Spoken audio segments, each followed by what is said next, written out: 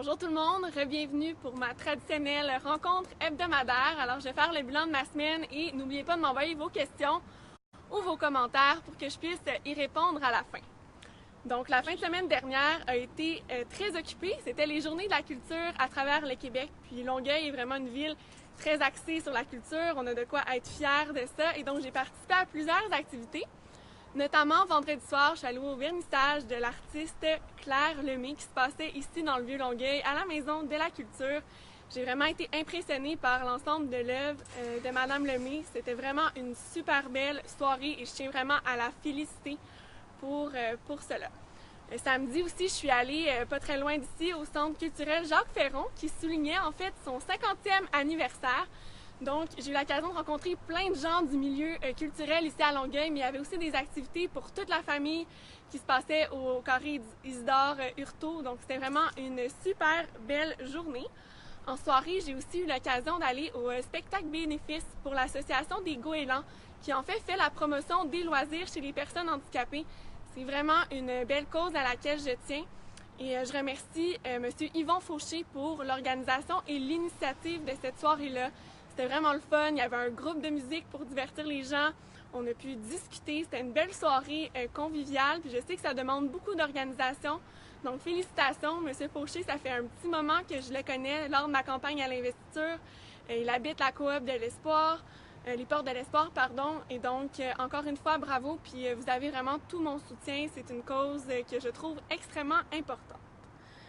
Par la suite, ça fait le tour de ma fin de semaine. Lundi, bien sûr, avec plusieurs de mes collègues et députés du Parti québécois, on s'est rendu dans Louis-Hébert pour prêter main forte à notre candidat Normand Beauregard. Bien sûr, les résultats n'ont pas été à la hauteur de nos attentes. Par contre, Normand a fait un travail extraordinaire. Il a bâti sa notoriété dans la circonscription. Donc, on a posé des assises pour la suite. Je pense qu'on avait un candidat vraiment extraordinaire. Je pense que quand même, on peut faire le constat que la volonté de changement a vraiment soufflé sur Louis-Hébert. Puis ça, c'est la bonne nouvelle de la journée de lundi. Les libéraux se sont complètement écroulés alors qu'on disait que le comté de Louis-Hébert était un château fort libéral. Alors ça pave vraiment la voie au changement pour 2018. C'est certain que pour le Parti québécois, c'est plus difficile dans la région de Québec. Je pense qu'il ne faut pas se le cacher. Mais néanmoins, je pense qu'il faut travailler. Il faut s'assurer que le bon changement qui soit choisi en 2018, bien, ce soit le changement de la social-démocratie, du progressisme, de l'indépendantisme et donc du Parti québécois. Parce qu'on voit trop souvent à l'Assemblée nationale, vous savez, moi j'ai l'occasion d'être là à chaque semaine et les positions du Parti libéral et de la CAQ sont extrêmement similaires. Alors à mon sens, ce serait comme changer 4,25 sous pour 1 $. Alors, ça fait pas trop de sens. Alors, moi, je pense que le Parti québécois, on a le devoir d'être présent sur le terrain pour la prochaine année pour s'imposer, faire connaître nos positions.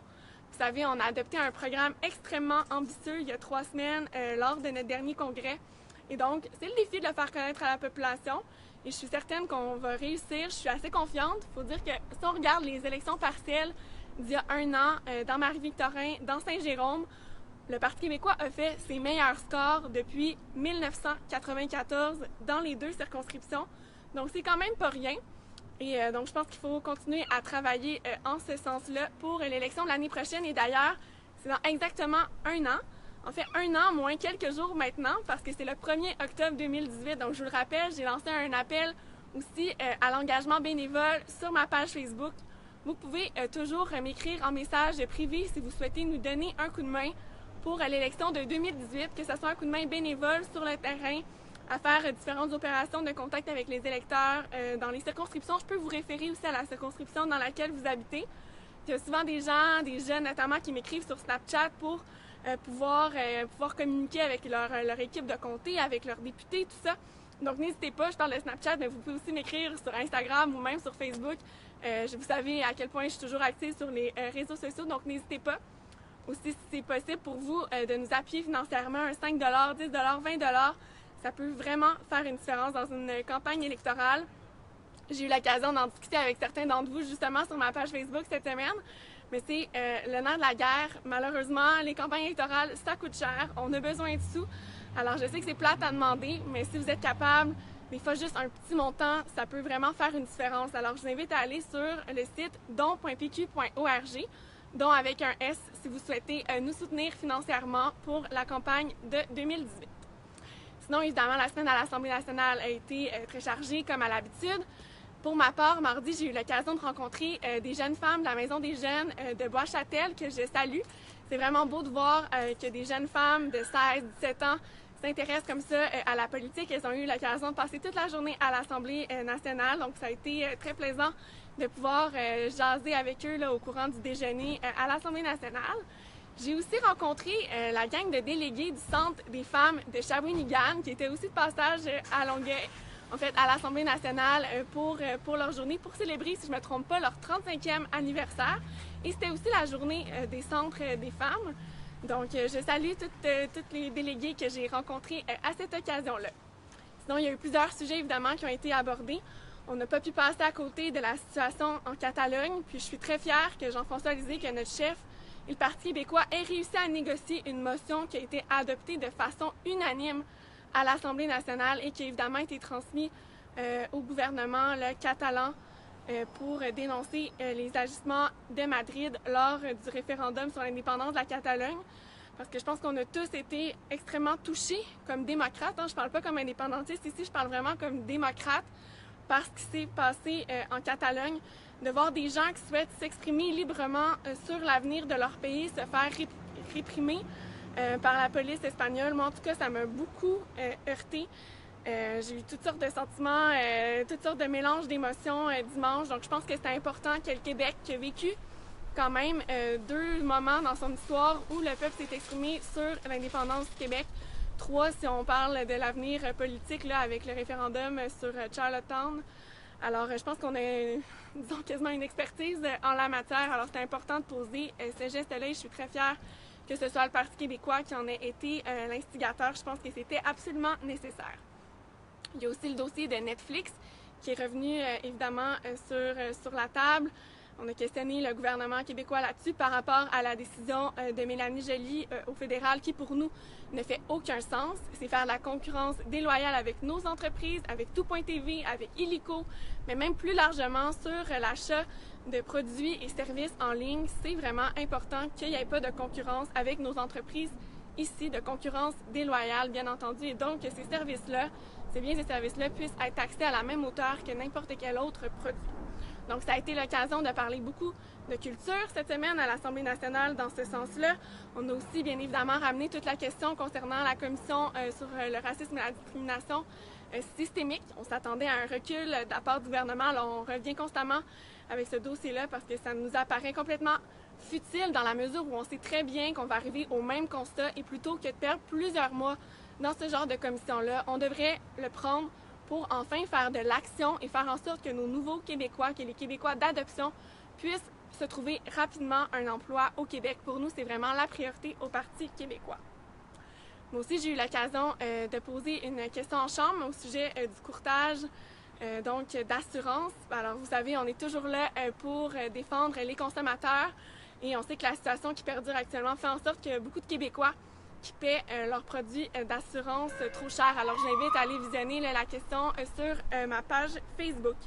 Évidemment, je ne pourrais pas aussi oublier de souligner qu'hier, on a eu une victoire immense pour le Québec et c'est le recul de la compagnie TransCanada à propos de l'oléoduc Énergie Est.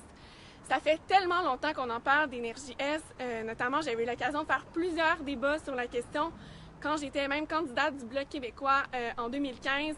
Depuis ce temps-là aussi, le Parti québécois, on était extrêmement actifs dans le dossier et surtout, je veux souligner la mobilisation citoyenne qu'il y a eu contre ce projet-là.